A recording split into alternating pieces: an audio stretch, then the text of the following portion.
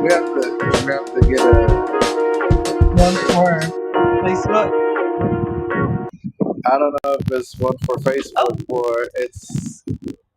I was thinking about changing the theme song. Oh. Yeah. Hello and welcome to Conversating, Conversing, and Relating. I am one co-host, April Autumn. I've made you laugh. I'm life coach Jay Hughes. How we doing today? I am well. How are you doing? It's been rough. It's been rough. Thank you for your honesty and your vulnerability. Today rough. I wore my Savage X shirt. Because you know what? It's been a savage week. This week has been savage. Yeah. It's been a savage week. It's been a savage week. It's been a savage couple of weeks, months. It's been a savage week for us as a married couple operating and leveling up. But it's been real. It's been real trying. It's been real. Yeah, it's been real trying, stretching, growing. Oh yeah, which thing? Looking at you. Oh yeah. Yeah, it's been a lot of looking at you. Yeah. And so with that comes, the feeling of not feeling as safe as you used to, or the feeling of not feeling as strong as you used to, or, it's a lot of revelations in that too. What it sounds like you're saying is the nakedness of vulnerability. Yeah. Yeah, it was one of those weeks, and it was like a crash and burn at the end. Yeah. Yeah. It was like a crash and burn at the end. But because we are resilient, and Thank God. That's what real marriage is about: being resilient, being locked into understanding of self. And what we talked about last week was it not something versus seasons or rough patches? Yeah, flags. Red flags versus rough patches or something like that. We had a rough patch. Yeah, so we had so amazing that as soon as we talk about that, here we go. Yeah, we had a rough patch. We had a rough patch. So, but that's what happens. You have rough patches, and you go through the process of trying to be better, do better, and all these things, and trying to understand how to get past this rough patch. And so, it was rough, because for me, it's like you think you're doing something right, and you think you're going about it the right way, until you realize that your methods are no longer working like you think they should. Right? They don't work for this particular situation or season. Yeah. Right. Yeah. And I'm going to start off by saying we are human. And I say that a lot. I don't think people really understand. Like, we're real people, in a real relationship, doing real life things, running a business, having a family, doing lots of things that cause real life problems sometimes. Yeah. And as the children say, life be life. Life is lifing. And some people say, well, how are you able to do this if your life isn't together? Just gonna say, how you gonna therapize people? How you gonna coach people if you are in therapy? Look, therapists need therapists, and coaches need coaches. Right, but that's like saying to me, you're asking a doctor, how you gonna be a doctor and do health stuff, and you out here smoking cancer sticks every day, or getting a cold. Right. It's more like getting a cold, because everybody has issues. Like, we are not immune to issues just because we work in the wellness arena. Right. It's not like I can't get a cold because I'm trying to stay well. Yeah, like a doctor should know better. He or she should be avoiding all colds, all mental things, and all the time. And so it doesn't work that way. They're people too. They have their own habits, or their dichotomy is different and thought process, and they still end up going to hospitals and things like that, or self-treating themselves because they know how to fix it at their house. But it's the same thing. What we do is in the mental health field. And while we're giving and helping and doing all these things for mental health, for other people in our practice, we still have some of the same issues, or not issues, but we come across some of the same situations that sometimes we help therapize people with, right? And it doesn't mean that we should know better because we're therapizing. We should avoid that. It's like we're human, and some of those things may come up, because we are human. Because we're a human, right? And I say that a lot in the Queendom space. Finding Queendoms Tuesday night. If you're interested, please send me a message on www.aprilautumnsparks.com.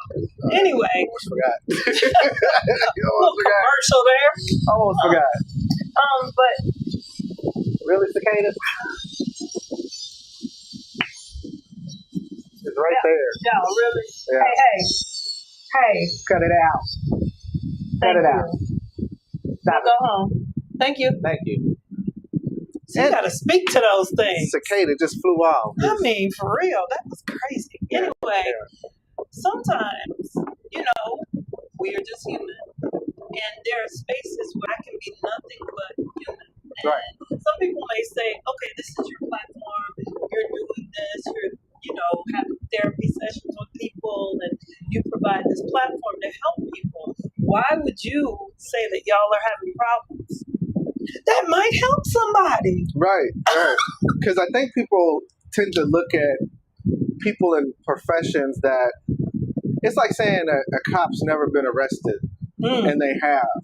Or like we say, a doctor's never been sick or gone to see other doctors and they have. This is the one, and this came up for me in therapy with someone else. Like a minister or a man or woman of the cloth can't need help or guidance on their journey. Right. Because they are giving nuggets and sermons to people that help people. I'm like, no, they need help just like everybody else. Just because they have been ordained to preach and teach the word of God, that does not mean that they don't need help navigating life as well. Yeah. And so when we have these situations that come up for us, like we did this week, we tend to be real about it and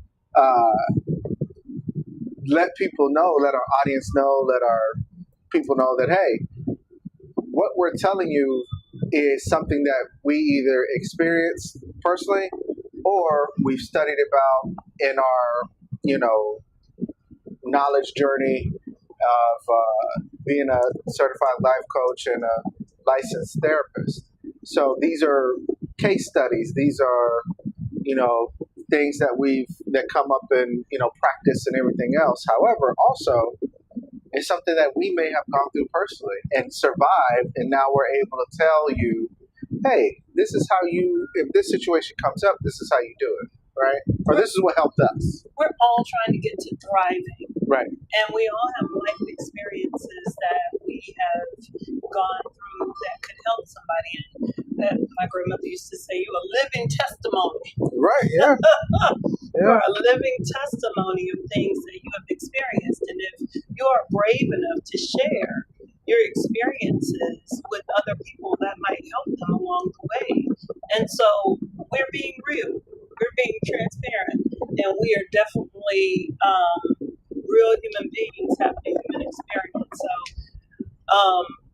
while we are okay, and we're thankful for the supported friends and family that we have that pray for us, that keep us uplifted and pouring into us, we are also thankful for each other, that we come to each other, we talk it out, and we're committed to the process, because that's the foundational piece, to be committed to the process. Yeah, and the process is getting to the result of navigating through this situation, being on the other side and having an understanding. Yep. And so that's a part of the process. That's a part of the marriage process. And that's how, couples tend to work through their differences and stuff like that. And so to be real about it and to come on and say, hey, it was a rough week for us last week. That transparency is real. And we hope you appreciated it, because I don't know a lot of people who would do it. Yeah, I don't know a lot to put themselves up on the chopping block and say, you know what? Life is happening. Life is lifing. Life is lifing. Right.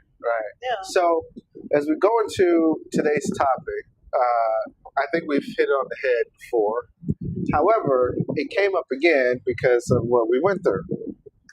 And so now it's one of the things, like, it's like a refresher, but not a refresher. Right. Because even in a refresher, there's new. It's like watching a movie that you've seen a lot. There's stuff you didn't notice when you first saw it, the third time you saw it, and versus every time you've seen it, like you're always seeing something new, probably, right? Right. And so we're talking about safety. We're talking about trust, safety, and what that looks like, and how safety is defined and set up by you first before it can be set up or co-set up, right, in a relationship or marriage, and what it looks like when two different people who define safety two different ways are trying to merge that together. Right. Because we definitely come to the table with different experiences in our lives. We're raised a lot of the time totally different. Even if there are similarities in our upbringing, there are probably little nuances that make it different. And so tonight we definitely want to kind of talk about those things and how upbringing can and does impact our thoughts of safety, and then how we partner in love and belonging. Yeah. Yep. Yeah. So let's start off with the most part or the thing that safety is attached to. Right. All right. What we're going to start off with right now is, this is called a feelings wheel. Yep. Now, beautifully done by my wife. Thank you. Redone, right? Facebook, I'm sorry you can't see it, but I'll post it. No. So, wait, I went back. There we go. Right. So, feelings wheel is something that a lot of people who are not in the therapeutic process or who go to school for, social work and stuff like that, they may not have come across. So, what is the feelings wheel for those who may not know what we're looking at right now? Yeah. So, the feelings wheel, when I don't know about you, but when I was growing up, like, there were only a couple of feelings that I thought I could access. Yeah. Happy, mad, happy, sad. Yeah. There, happy was in there, mad, and that's it. But we experience a large, so many different emotions, feelings, and so this is just a small smattering. I always say that, small smattering of feelings that we can and do experience in life. And so this one that I found is more culturally appropriate to folks in the African diaspora. So it is around feeling happy, peaceful, sad, mad, joyful, disgusted, things of that nature. And so it's deeper feelings that help you kind of pinpoint where you may be, right? So that's what the feelings wheel is. And in therapeutic process, we talk a lot about identifying a feeling. Sometimes we can say, I know I'm feeling something, but I don't know what that something is. Right. And the other thing that I like to point out is that feeling numb is a feeling. Right. Being numb to a situation is really a feeling. Right. So that's the feelings wheel. One of the things I want to point out about what we're looking at also is a lot of feelings are interconnected. Yes. Right? Interconnection amongst feelings. And I don't think we understand this. I'm sorry about the noise. I don't think we understand this as we look at feelings. As we look at the feelings that we do have, that feelings is interconnected, right? And so if your feelings are interconnected, then it's possible that what you're feeling may be linked to something else. I like to look at the feelings wheel as a levels kind of a situation, right? Most definitely. And so on the outside is your surface level feelings. On the inside, right below the surface is, like I said, right below the surface. And then right below that is all the feelings attached to your core, right? That's how I like to look at it. Right. And so if we work from outside in, which is typically what we do, we don't necessarily attach it to the core of how we're feeling.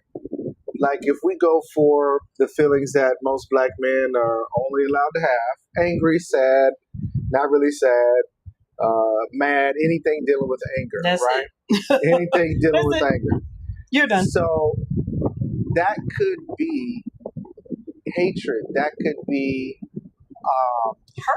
hurt, right? Yeah. That could be embarrassment. Embarrassment is huge. Right? Yeah. But these feelings are connected, and essentially what you essentially feel is angry, right? That might be the surface.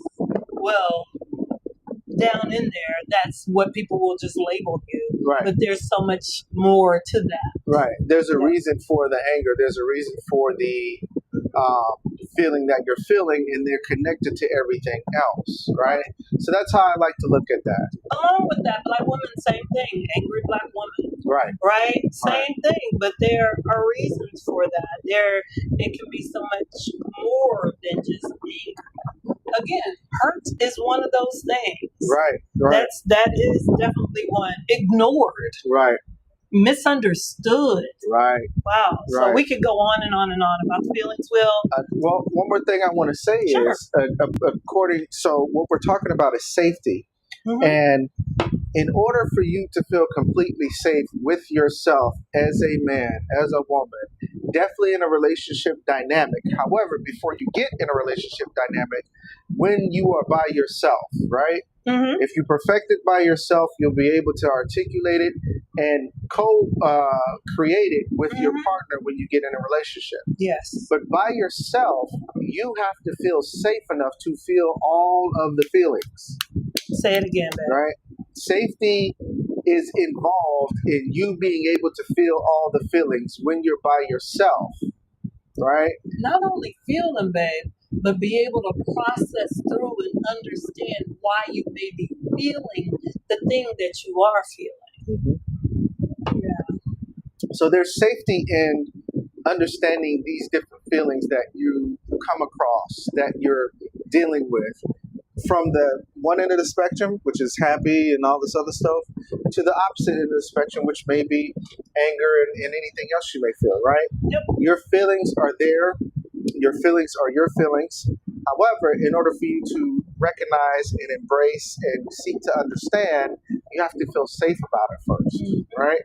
Yeah. So that brings us to the next part. We talk about this poem all the time.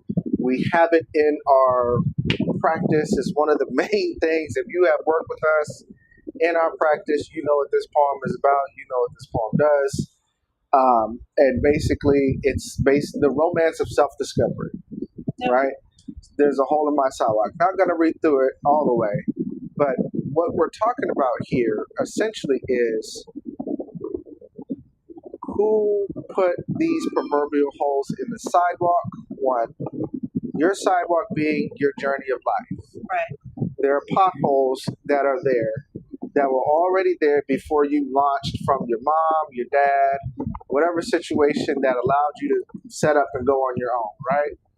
You didn't know that. You were not aware, right? However, the first part of this poem, or the first, topic of this poem, is recognizing that there are holes along your journey. And right? Those holes are issues, circumstances, situations, misinformation, right? Learning that is faulty, right? Right. Ideas and beliefs that might need to be questioned, right? Oh, that's tender for folks, right? Yeah, that's tender. That's very tender. And so um, when you're on this journey, there's holes in your sidewalk, right? Now, the second thing that this thing talks about is your feelings and what you experience every time you fall into these holes. Yeah. Right? Every time you fall into these holes, there's a different feeling that you feel along your journey of self-discovery. Yep. And if you're reading this poem to yourself, you're understanding that every time you fall in a hole, there's a feeling you get from falling in said hole, right? Now, the safety aspect of it comes in where you allow yourself to process and feel those feelings. You allow yourself to go through and say, well, wait a minute, I'm in a hole. This is how I feel. Why and what can I do about it? Right? But you have to feel safe. Like I said in the feelings wheel, you have to feel safe enough with yourself to feel those feelings. Here's the issue. A lot of times, or for the majority, most part right now, a lot of people don't feel safe with themselves to feel the feelings, even when they fall in a hole, in a situation, Yep. right? Yep. Or when they're moving through life and everything is going good, Yeah. right? That's hard. So they're not allowed or allowing themselves to feel either feeling. Things are going good. Something must be wrong. I got to be on the edge. I got to be on guard, right? Or just feel like, okay, everything's going good. I can relax and let go. Oh, you fall in the hole along your journey. Okay, I'm in the hole. I can't feel what I feel. I'm numb to it. I'm this and that. I'm used to it. All this other stuff. Instead of dealing with the emotions that you're feeling and going from there. Yeah. Right? So those are a couple of things that this poem is talking about. And how safety comes into play is, along your journey, you're going to have to understand that even when you walk down a different street, it does not absolve you from falling into holes. Every level that you level up in life, there's a new set of holes that are there. However, your job when you level up is to understand that, one, there's holes. Two, I may likely fall into it. Three, if I should fall into it, I know how to process it. I know how to feel my emotions, which will help me get out of that hole a lot quicker, right? And four, it's okay if I fall in a hole or if I don't ever fall in a hole, the higher I go in leveling up. It's the lessons that you learn while navigating your street. Right, exactly. With learning all these tools along the way. Exactly. Yep. Exactly. And so when we're talking about this brings us to our third part that we're talking about, right? Today. The hierarchy of needs. Yay. This is one of the focus points we're talking about. And again, Facebook, we are sorry. We need to figure out how to put this on for you, but it'll be okay. Well. Not on my page. Yeah, not the page. Then subscribe to the YouTube channel, Facebook. Yes, that's what you should do. Subscribe, share. Subscribe to the YouTube channel. Hit that notification bell like you do everything else on YouTube that ain't helping you. Right. I'm assuming. My bad. But so like and subscribe and share. That way you can, you can talk. We have live chat, all that stuff, right? Right. But anyway, so the hierarchy of needs. So this was created, first of all, from Maslow. It's typically Maslow's hierarchy of needs, and it is typically in a pyramid. I don't see it that way. And a lot of therapists, clinicians don't see it that way. So I did it in the way that I see it, which is stepping up or stepping down, right? And I say it that way because Maslow says that in order for you to move up to self-actualization, that means you being the best person, your best self, the idealized portion of yourself, that you have to complete each level first. And as we explain this, you're going to understand why completing these levels is a lifelong journey. Yeah. Not like a game where you're like, okay, mastered this level, let's keep going, right? Yeah.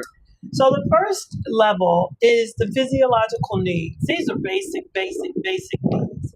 Air, water, food, shelter. right? Sleep. Yes, sleep is a basic need. You need to sleep. If you don't, your body will shut down and you're going to go to sleep regardless. And then the thing that people really get weird about is sex is here. Yes, sex. S-E-X. Sex is a basic need. Now, when Maslow was talking about this, he was talking about the need for connectedness, the physical heat of connectedness, right? He was not talking about love. That's why we can have a night of passion and 9 months later there'll be a baby. Right. That's what he was talking about, the heat of it, sex, right? So that's basic needs. Then the next basic need is safety. Okay, so these two levels are the foundation. So safety needs, whenever we talk about safety, people are like, oh, I'm thinking about Brinks Home Security. My body is safe. My mind is safe. Nope, not even my mind. My body is safe. My neighborhood is safe. Right. My house is safe. Right. My school is safe. Right? Yeah. That's it. It is way more than that. I gave it away. It is, my mind is safe. I can talk to people about my thoughts and I can share my dreams and aspirations or what I'm thinking, and I'm not going to be, reprimanded for that. Why are you thinking so big? Think small. Yeah. or it's not going to be weaponized. There we go. To where you're feeling like whatever you're feeling is, so out of the way. Right. That it's not normal for you to be feeling that way. Right. Right. Right. So that's one part of it. So you're thinking, your feelings, as you said. So I'm going to start in childhood when you were socialized to believe, because the road, remember we started on the road of self-discovery. You were surrounded by people who encouraged you to feel, to talk about your feelings, to have emotions, to process through them, to have a long time to actually figure out what's going on with you. You're not allowed to be alone. No, but you don't have no privacy. Yeah. Children don't have no privacy. What you mean privacy? Yeah, you're not allowed to be alone. Privacy is limited, which again it should be to a certain extent. Right. However, it doesn't have to be that way when understanding that your children have emotions. We, I think, as parents along the way have forgotten to be guides to our children instead of parents and overseers. Overseers is a good word. I was thinking lords over there, but the overseers. We think as parents, some of us think that, okay, we're the parent, we got to control what our child feels and how they react. And no, we got to guide them because they're 7 years into this world. They're 5 years into this world. And they don't know. Yeah, and they simply don't know. And they have questions. That's the other thing. Like at 5, 6, 7, your imagination was so big and thoughts, and you wondered. I appreciate my mom because she listened to me. She never told me to be quiet. She just told me to talk to my imaginary friend. Yeah. And so I did. But my mind wondered, like I had a big imagination. I know some people, they're like, shut up, be quiet, I don't want to hear that. Yeah. Go somewhere, leave me alone, stop talking. And so that stops a person from imagining and creating and thinking and dreaming. Yeah. And that's what the world is made of, right? Yeah. These big dreams, as we are in Houston, the fourth largest city, that's what dreams are made of. But if you squash those dreams at 5, right? Yeah. So I said mental, physical, emotional, like the feelings, and also the spiritual. Ooh, Jesus, I'm about to step. Look, the sirens went off on me on that one. Yeah. What you talking about spiritual? What you mean? Somebody finna say something, call the police. Right? So you ain't finna talk about my Jesus. No, you're not.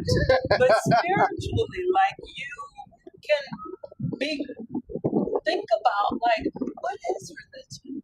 What does that mean? I'm not gonna go there. You might as well be here. Look, let me sip. Let me sip my wine. Go ahead. I'm not. Jesus didn't have religion, so he didn't teach from a Bible. There you go. The Bible is inaccurate. It's not even the complete version. It's not. And if we're going to go for black folk, it's the same thing they used to excuse slavery. However, it should not deter you from having a relationship with your God and your There we Creator. go. There we go. It's all about the relationship with God. It's not about you showing up to church, knowing the Bible through and through. It ain't about none of that. Because you knowing the Bible is not going to get you in heaven. It's a whole nother conversation. Right. Now, that one is the one that we're going to save for another time. Yeah, that's, Yes. but some people wrap their safety in that. Oh, yeah. Or their perceived version of safety, but wonder why they still have issues. Right. The one thing that I talk a lot about in Finding Queendom is this whole thought about questioning God. Yeah. You can't question God. Actually, we were having this conversation earlier. Yeah. Ask. Yeah. It's in the Bible. You ask. And asking is a form of a question. It is a question. But I think they're saying you can't question God in a non-reverent way that questions the authority and all that. And that's not, but if you look in the Bible, that's pretty much what some people did. That's what most people did. You Like, know. why I gotta go? Even Jesus said, "Can you remove this cup from me?" Didn't he say that? Like he was like, I know I'm your kid and all, but I don't really want to do this. I don't want to do this. And, They crazy, Lord. You got somebody else that can do this for your boy. I sure appreciate it. But Right. if I gotta go, I'm gonna go. I'm just saying. Moses I'm complaining on the way. Right. Moses kept questioning God, like, why I gotta go? Yeah. Why? I don't want to go nowhere. Why I gotta go back to them? That was the most funniest part because again, the question and then God shows his what I think is a part of what he gave us, which is humanity, and I'm paraphrasing, but he basically was like he got frustrated with Moses and was like, don't your brother speak English? Like He speaks well. Take him. Just take him with you and go do what I told you to do. Like you working my nerves. Right. So that did sound like a parent. Like I'm trying to be patient with you. Right. But come on, man. Right. I know you can stutter, but your brother speak English, so you all right. Yet I digress. But there's the safety and the need to feel safety, even spiritually, right? Right. And so people wonder, how do you feel spiritually safe? People wonder, how do you feel emotionally safe? How do you feel, they think they know how do you feel physically safe, but physical safety does not require a lot of guarding of self. Sometimes it requires the opposite, just like being emotionally safe. I'm trying to protect my peace. I hate when women say that. I'm so sorry. Go ahead. I'm protecting my peace. No, you're not. You're avoiding a lot of different things because peace doesn't need to be protected. It needs to be disturbed in order to constantly redefine itself. Say that again. Oh my goodness. Peace does not need to be protected. Right? It needs to be disturbed so it can constantly redefine itself. Okay. If you're protecting yourself because you're protecting your peace, you're avoiding something that could help you grow. The challenges. Right. And that's what it is. The miscommunication, the misunderstandings. That's what it is. The wrong ideologies. Right. Okay. I'm protecting my peace. I know you're avoiding something that you're not ready emotionally, spiritually, something to deal with because you don't feel safe to step out of your protection. Because here's the thing, and this is what I learned in this rough week that I had, that sometimes when it comes to safety and protection and all the things, it requires you to do nothing. Say it again. It requires you to do nothing. Prime example. For Martin's situation, when he was doing the things that he was doing, the reason he said nonviolent wasn't because he wanted to go out there and just let people beat on him. What he was saying is, essentially, your violence, I don't need protection from your violence, right? Because I can be violent. Mm-hmm. It's not a one-way street. Right. I need protection from the other things that are being placed upon me outside of the violence. But in order for me to get that protection, I have to show you that I don't need protection against your violence. I just need to show up and do what I need to do, and you're not going to move me. You're not going to move my faith. My faith protects me My conviction protects me. Right. All these other things protect me, right? But at the same time, I feel safe enough to stand in those protections, knowing that you're going to be violent towards me. Right. Malcolm said something similar, but in a different way. He's saying, I am protecting myself as if you would protect yourself if I was the aggressor. Right. But don't be mad at me for feeling safe the way I feel safe if you feel safe the same way. Right. Because for you, it's by any means when it relates to me. So for me, it's by any means as well, if protection of self is the foundation of what we're saying. Right. But I have to feel confident and convicted and safe in my message of what I'm saying in order for me to say, this is how I feel comfortable protecting myself, Right. just like you do. Right. So now, all of that was about protection, safety. Right. That's the automatic word that people come to. We were talking about safety. Right. But when we were talking about emotional safety, were we talking about protection?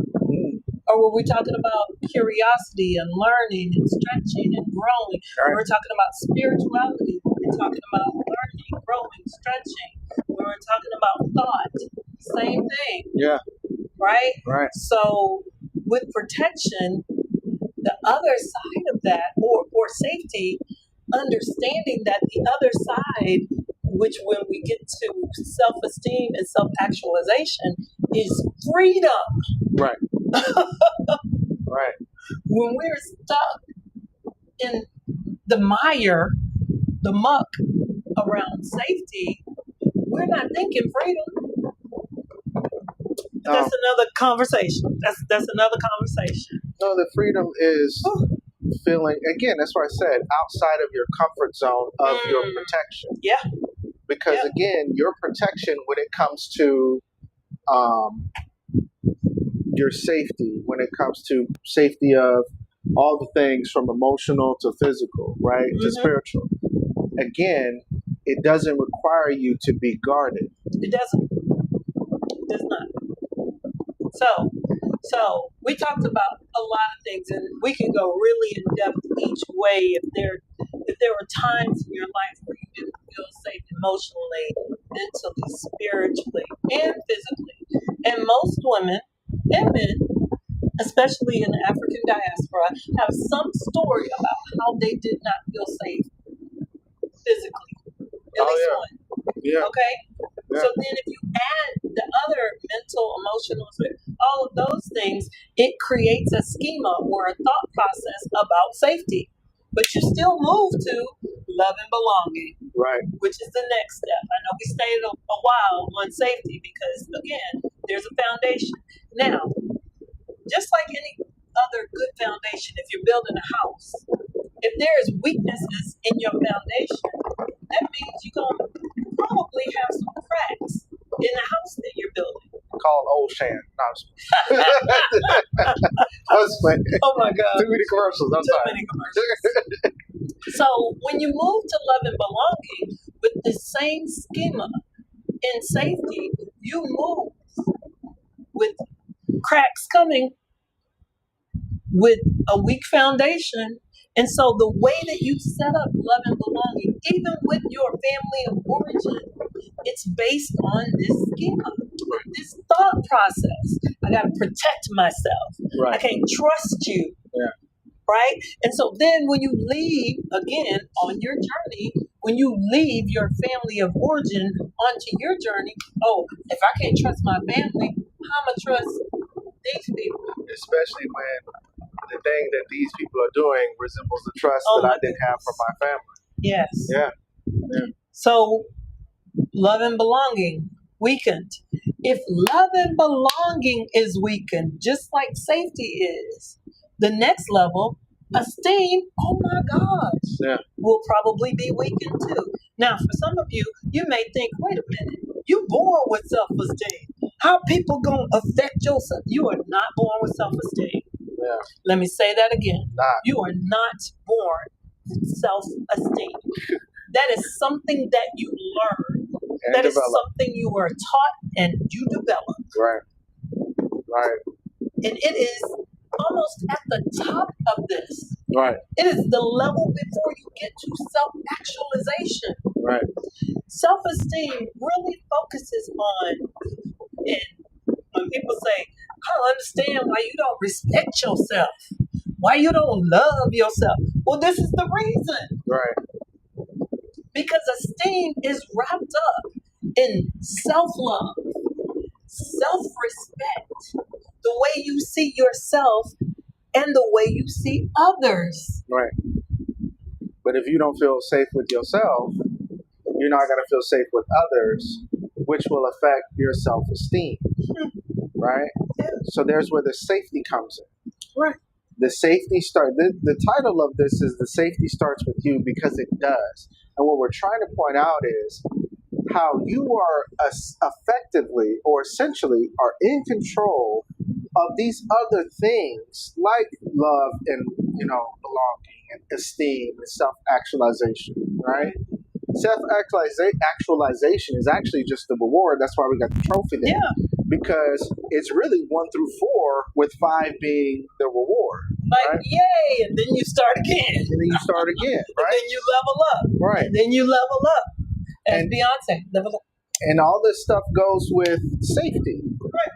Like number 2 is so close to number 1, which is, I would say, primal needs is number 1. Basically, yes. And anything outside of number 1 starts to go with the emotional, mental projection of what you think safety and love, like love and belonging. I can feel like I love somebody, but I don't have to feel like, or I may not feel like I belong. Right. But they are feelings. They're not where you're at number 1. It's the physical, right? Right. It's just physical. Right. It's just the physical. So when it comes to safety and it's starting with you, when you realize, why do I not feel safe at church? You went there. Let me sit. Why do I not feel safe at church? Maybe it's because if you go back to number 2, and then you look, okay, I don't feel safe at church. Number 2, I don't feel safe around these people at church. But then number 3 says, I don't even feel love and belonging at this same church. Right. And I'm using church as an example because when it's all said and done, we can apply this to relationships. Yeah. Let's start with number 2. Why don't I feel safe in my relationship with my partner? But also, why do I not feel the love and belonging, love or belonging, because you still can feel either or, while I'm in this relationship, right? Does it have to do with my esteem, which goes back to number 2? If it does, then I don't feel safe. But it's not them who has made you feel unsafe first. It's you who made yourself feel unsafe. That's how you're so easily to recognize that you don't feel safe. Right. It all starts with you. Yeah. That's why we put safety first. It starts with you. Right. Because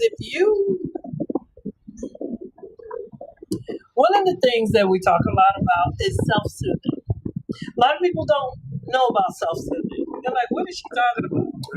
Whenever we are taught soothing, we're taught to go to people. Can you give me a hug? Will you give me a hug? I'm telling you something's wrong with me. I'm telling you all the things, right? Self-soothing is just that. You are not reliant on external. You're reliant on internal. And so you are soothing yourself first. Yes, you may get comfort after you soothe yourself, or you might process through more after you process through with yourself. But the first person you should be loving on and processing through with is you.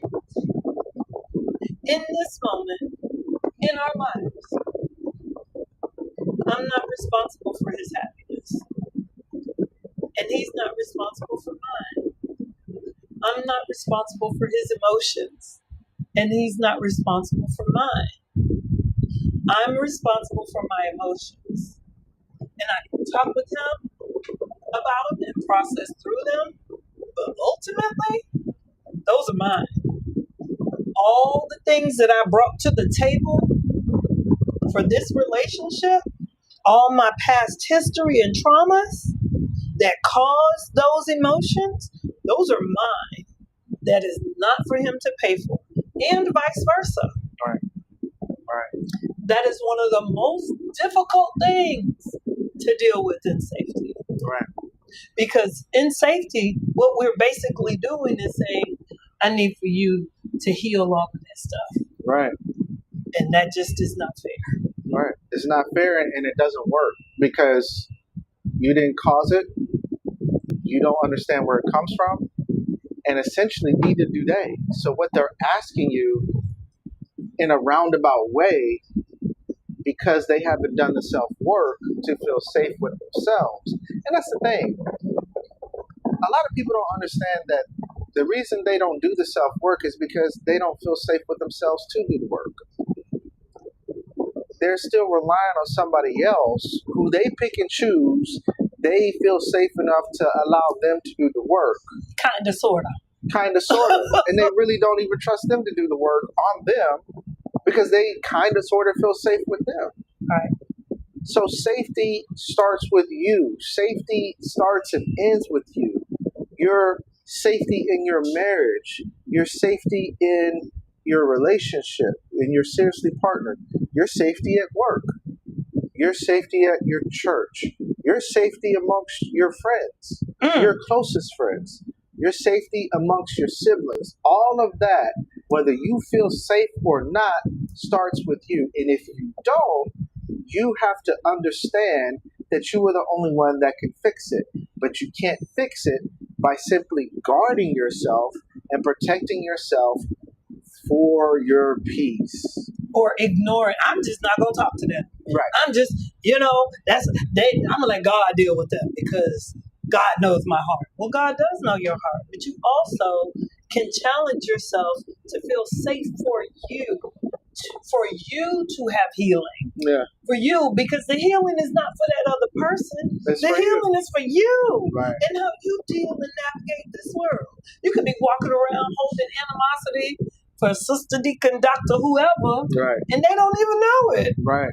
And when they just don't know it. You be like their lives, living their best life. Feeling good, and you over here with the boo-boo face because you are not feeling safe within yourself to deal with it the healthy and correct way. Right. And then you blow up on them, and they're like, "Oh, you felt that way?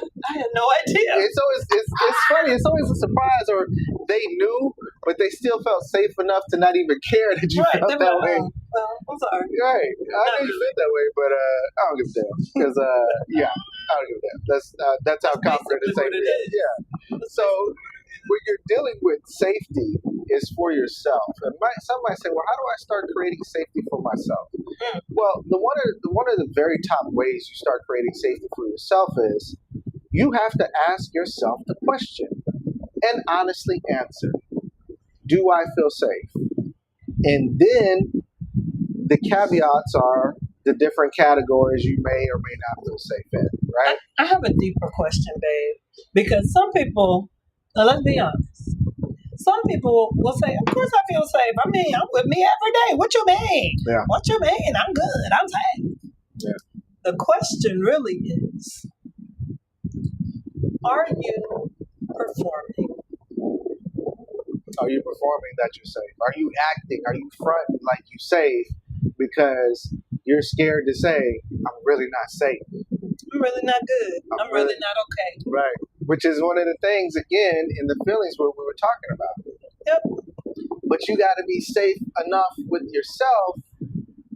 Because here's the thing. You lie to you every day. Every day. And I say this, man, lie to other people. Yeah. Lie to them. Just don't lie to you. Yeah, don't lie to yourself. Be truthful with you at least. Start there. But lie to those people. Don't lie to you. Yeah. Because but here's the thing. Once you stop lying to yourself, you'll eventually stop lying to everybody else. You will. You're right. Yeah, you'll stop lying to everybody else. Because you don't feel like performing anymore. Right. Because that's what that is. That's a performance. Because every time you tell one lie, you got to tell another.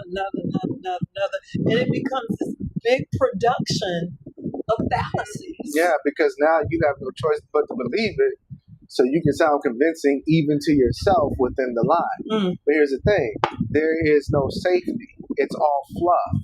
You know it's fluff. Yep. You know you're not feeling good. You know you're not doing good. You know you have on a mask, smiling every day, and then as soon as you get around from the people that you feel like you can't be safe with in order to be your authentic self, then you take that mask off, and it's these different habits and situations that you find yourself in that only furthers you not being safe because you're avoiding why you don't feel safe in the first place. Right. Yeah. So feeling safe starts with you.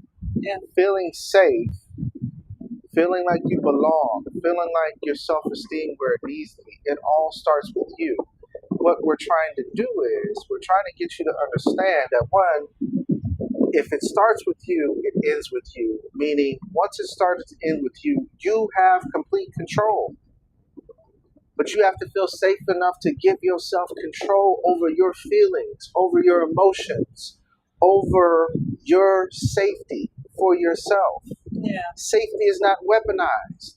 For those who want to weaponize their safety and make it so it's so impenetrable that can't nothing get in and you're not going to let nothing out. Because that's essentially what you're doing. If you're weaponizing your safety and you're, I got to be safe, and, performing that you're safe so much that you're not even letting nothing out that needs to be out. You keep it all bottled up. Or performing control, because let's be real, we're not in control of anything. I think people need to understand that. Yeah. We're not in control. Right. If you truly believe in God, as my mama would say, the author and the finisher of the faith, right? Yes, we're not in control. Yeah. We are not in control. So the only thing that you kind of can maybe control is yourself. But what we do is we try to put these parameters on other people. You got to do this. You got to do this. Right. And the other person's like, right. Why? Why do I got to do that? Because I said so. You want to be with me, you got to do this. No. Yeah. You can co-create what safety looks like. And we say this a lot. You can co-create it together. Right. Like, this is what I'm feeling about X, Y, and Z. What are your feelings? What are your thoughts about that? Right. Is that something that you can do? Yeah. Is that something you can't do? Right. Safety is definitely something that if you tap into yourself and you allow yourself to ask yourself these questions again, because if you're weaponizing your safety, you feel trapped. Let's just be honest. You feel trapped. You're tired, essentially, of performing every day. Some of you are not tired of performing every day because now you've adapted to that way of thinking and that way of performance as a way of survival, which takes you back to part one. So now you're even performing safety. Right. You're performing safety. So all because you weaponized it.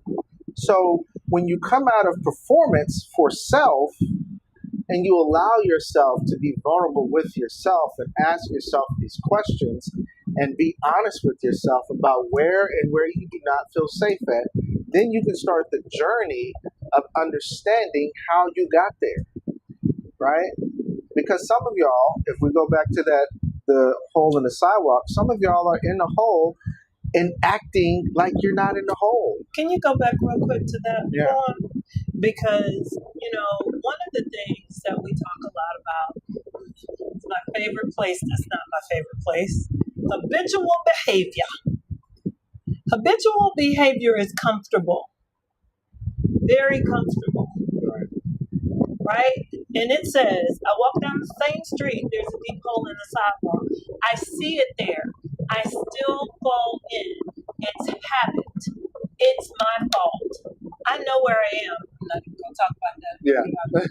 Right. So, in this poem, if you are comfortable in your lives and your deception to yourself. Because some people will be like, no, I'm good, I'm safe, I'm good.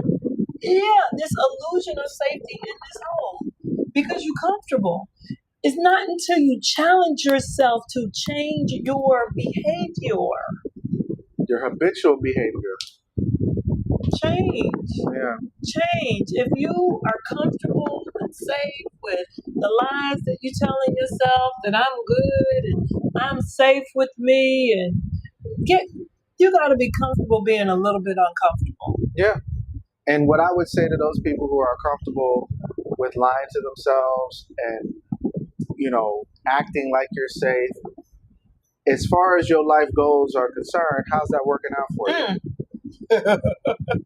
Not even life, because one of the next things we're going to talk about is the success, the intersection of success and singleness. But that's another conversation. Not to say that there's nothing wrong with being single. It was there.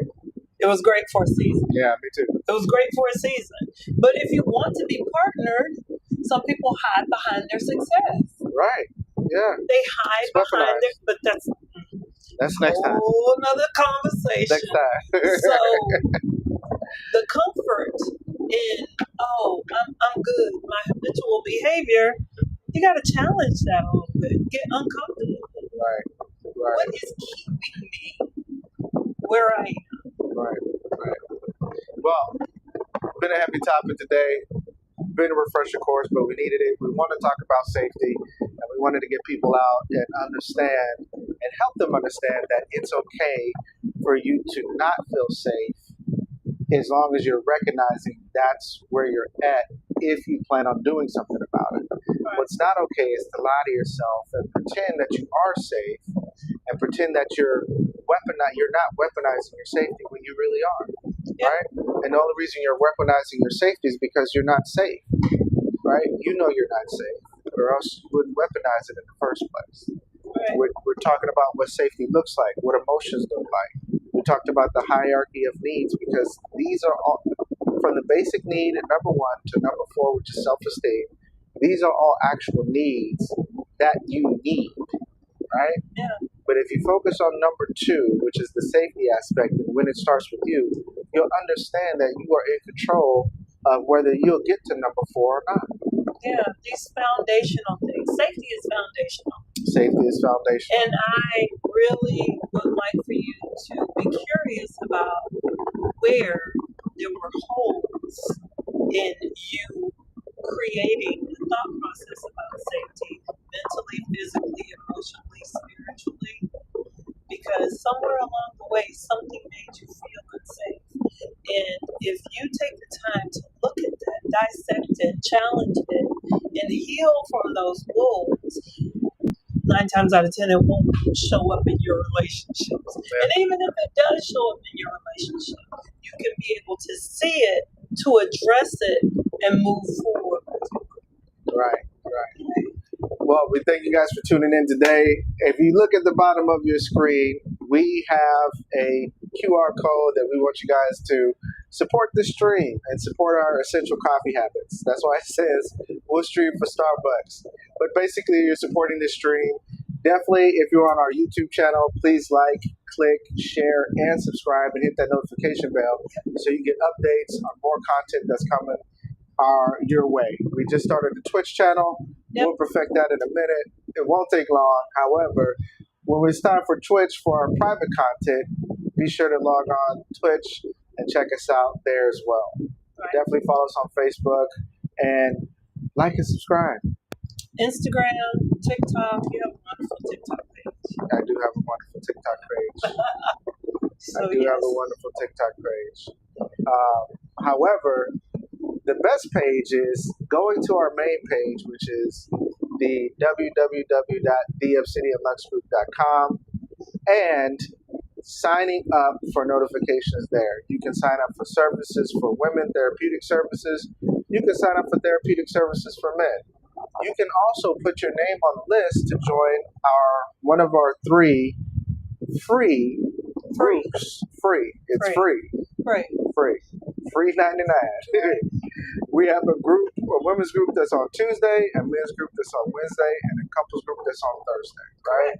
And even though it's a couples group, you do not have to be seriously partnered. You can be single and show up, right? Yes. As long as you show up with the intent of wanting to know and understand, learn from other couples, so forth and so forth, it's actually a good thing for you to show up to. And we'll send you the link once you sign up and subscribe and send us your information at www.theobsidianluxgroup.com and subscribe. Yes. Yeah. Yes. One more thing that's kind of related, but really not. On Friday, we went out and supported one of my classmates who I absolutely love, who is a proud member of the Angleton High School, or was with me, the Angleton High School Purple Pride Marching Band. John Calderon, thank you so much for the invite. It was amazing seeing you. He did his thing. Oh, yeah. He tore it up. Amazing. He tore it up. Yeah, he had toured with Al Jarreau and other famous artists, and now he's back in Houston doing his thing. Yeah. He was at the Big Easy Social and Pleasure Club here in Houston, and so again, thank you so much. We had an amazing time. We'll definitely come out and see you again. A hidden gem on Kirby, if you're ever in Houston, Big Easy Social and Pleasure Club. Yeah, a lot of only live music, right? Only live music, only solid bands, and you'll get characters like Skate Guy. Oh my gosh! So there was this 60 plus, maybe 70. I think he might have been 65. Well, he was talking about being in high school in the 50s. Well, I don't know. Anyway, but he was in amazing shape, y'all. He was in the club, with skates on, dancing. He was doing it. And could skate, like real life skate. And the ladies were like, "Oh yes, let's dance." Yeah, let's do it. yeah. I was like, "You better do it." I said Skate Guy was gonna take that dude's girl. He did, and he did, because he was dancing. This dude was dancing with this girl, and Skate Guy was just going. And you could tell the girl, when she was dancing with her original partner, he just was like doing the two-step. But she kept looking at Skate Guy. She was like, "Yeah, I'm gonna go over here." And he had to sit down and watch Skate Guy just take his woman, take his girl. And I said, "Yep, we knew that was gonna happen." Yes. So you never know who you're gonna run into. That's why we love Houston. Such a melting pot. But definitely go out and check out, if you're ever in Houston, check out the Social and Pleasure Club, Big Easy's, right on Kirby. Very good place. And definitely, if John is playing, check out John Calderon. He is the truth. Yeah. He did from funk to rock to jazz to it was amazing. It was good to see a Hispanic person have that kind of soul. Like he reminded me of Santana. Yes. He had that soul, very soulful in his music. So very good, very good time. Right, straight out of Angleton, Texas. Oh man, look at y'all! All right, look at y'all! Shout out to my Jackson, Mississippi artists. I know some artists. Mac Life just dropped his album. Shout out to my boy Meta5. He just had a birthday yesterday. Got a new management, just signed a new management deal. Shout out to him. And Tricky LT45 is doing big things. Did a good big feature with another growing artist that's coming out of Mississippi. So yeah, there's a lot of big things on that end, and we're close to rub elbows because a lot of those people are my classmates. A lot of those people I knew before they started their music business and got them into music myself, and so it's good to see them. Like it was good to see your guy on stage. You know, in my part, it's good to see them making music videos, getting streams and stuff like that. So it was very good, very good. Shout out to Savvy too. He had a good birthday. Savvy in Jackson, Mississippi, did a really good job at his birthday and showed up and showed out. So it was pretty good. Well, it's been an amazing show. It's been great. I'm glad that we were able to be vulnerable, open, honest, and human. Yeah. Human. Look, and we survived. Yeah. There's nothing wrong with being safe. There's nothing wrong with doing what you need to do. What's up, Aggravated Man? Hey. Oh my gosh. Yes. Yes, ma'am. So this is the Ashley Thomas. I can't remember her married name and she's going to kill me. But her and her husband, we have got to get together and do an interview with them because they are simply amazing. Two wonderful poets here in the Houston area. Right. And they are doing their thing. And they are actually doing America's Favorite Couple too. Ah, okay. Yes, so we were, but we're not now. So come on. All right. Right. So all right. Some people want to go outside some and people go want to say, look, you got to turn around and say you got to turn around, Angel. Turn around to the camera. Say hi. Say hi. Look, you want to say hi? She's like, no, I want to go I just want to be rubbed. Just rub me. Some spoiled. We got spoiled babies. Yes. This is Angel, and that's Ivory. Spoiled Ivory. baby. Soap? Ivory soap. No, Ivy. I call it Ivory soap. No. Okay, it's Ivy. Yes. Puddles is what we use. Puddles. That is. It's still accurate. She's still peeing everywhere. It's pee-pee. Pee-pee Puddles. All right, get down. All right. So, have a good great show. week. Thank you guys for tuning in. We'll see you guys next Sunday right here, 7 p.m. Central, 8 p.m. Eastern. Y'all tune in. Thanks. Bye. Thank you so much. We appreciate you. Hey, say bye. Peace out. Y'all, thank y'all for tuning in, showing up. We love y'all. And behind the scenes,